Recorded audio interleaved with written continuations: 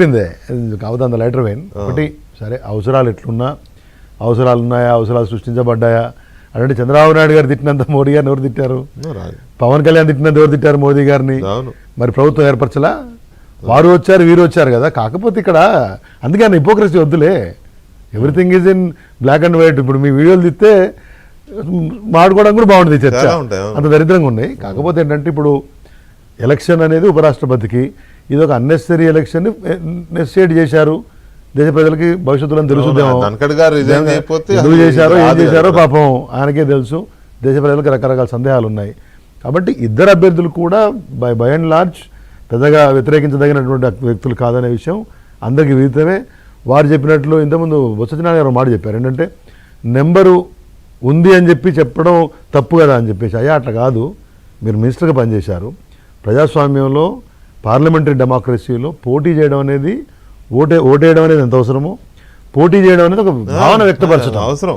It is not a cake walk for you. మీకు మీ యొక్క ఆలోచన విధానాన్ని వ్యతిరేకించడం లేకపోతే ప్రత్యామ్నాయ ఆలోచన విధానాన్ని ప్రజలకు చూపించడం అనే భావన వ్యక్తపరచడం అనేది ప్రజాస్వామ్య భావన. దాన్ని సింపుల్ నెంబర్ గేమ్ గురించి మాట్లాడడం అనేది మరి ఏంటో అర్థం కావాలి వాళ్ళకి. ఎండ్ ఆఫ్ ద డే ఎవరి ఆలోచన విధానం వాళ్ళది. But definitely we will come out with our thought process. మేము ఒకటి చెప్పాం, బేసికలీ ఇప్పుడున్న పరిస్థితులలో రాష్ట్రంలో ఉన్నటువంటి రైతుల సమస్యలు యూరియా అంటే వారు అన్నారు యూరియాకు దీనికి సంబంధం లేదని కాదు. అది బేసికల్ మధ్య చెప్తున్నాం మీకు. The thought process behind speaking about urea అంటే కాంగ్రెస్ వాళ్ళు నిన్న మొన్న రాష్ట్రంలో మాట్లాడుతున్న అంశాలు, ఈ బీజేపీ వాళ్ళు మాట్లాడుతున్న అంశాలను పట్టుకొని దానికంటే ఇది ప్రధానము, ప్రజలు అక్కడ ఇబ్బంది పడుతున్నారు, రైతులు ఇబ్బంది పడుతున్నారు అని సెన్సిటైజ్ చేయడం అక్కడ.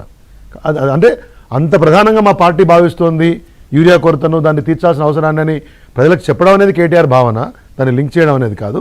ఖచ్చితంగా ఏ పార్టీలకు ఎంత క్షమత ఉంది, ఎంత కమిట్మెంట్ ఉంది, ఎంత వేగంగా వాళ్ళు ముందుకు చెప్పడం ఉద్దేశం అది. తులసిరెడ్డి గారు చెప్పినట్టుగా ఇప్పుడు ఎలాగైతే తెలుగుదేశం పార్టీకి అక్కడ జగన్మోహన్ రెడ్డికి కొద్దిగా ఇబ్బందికరమైన పరిస్థితి ఉందో మీకు కూడా అదే ఆ ఇబ్బందికర పరిస్థితి ఉంటది. ఎన్డీఏకి చేస్తేనేమో ముందు నుంచి ఉన్నదే కదా బీజేపీ. జగన్మోహన్ రెడ్డి గారు అంతకుముందు ఇచ్చిన మద్దతు తర్వాత ఇప్పుడు చంద్రబాబు నాయుడు గారు కేసులు అనేది అన్ని ఐ డోంట్ థింక్ ఈ టెంపరీ రిలీఫ్లు కొంతమందికి ఏమైనా ఉంటే వాళ్ళ కోసం వాళ్ళని చేసుకుంటారో తెలియదు. ఇఫ్ దే వాళ్ళు అంటే వాళ్ళు వ్యతిరేకంగా జరుగుతున్నటువంటి కార్యక్రమాల ఇంటెన్సిటీ తగ్గించుకోవడం ప్రయత్నం చేయడం ఏమైనా అవసరాలు వాడుకుంటే చెప్పలేం. ఆంధ్ర రాజకీయాలు వేరు, అవసరాలు మాకు అవసరం లేదు, అప్లికేషన్ లేదు. We're free to decide. That's what I'm saying. ఇప్పుడు మీరు ఎవరికి కాకుండా తటస్థంగా ఉండడము అది వేరు, కానీ ఎవరికి చేసినా కూడా తెలంగాణ రాజకీయాల్లో మళ్ళీ ఒక కొత్త చర్చ అయితే న్యాచురల్ గా వస్తుంది. పైగా ఇప్పుడు బీఆర్ఎస్ అనేది ఇప్పుడు సాఫ్ట్ టార్గెట్ లాగా ఉంది మాట్లాడడానికి. అఫ్ కోర్స్ ఆ మాటకు వస్తే ఫర్దర్ మ్యాటర్ అన్ని పార్టీలు సాఫ్ట్ టార్గెట్ అయిపోయాయి. బలమైన ప్రత్యర్థి గురించి మాట్లాడడం అనేది ఇద్దరికి అవసరం కదా. Strong opponent to both parties.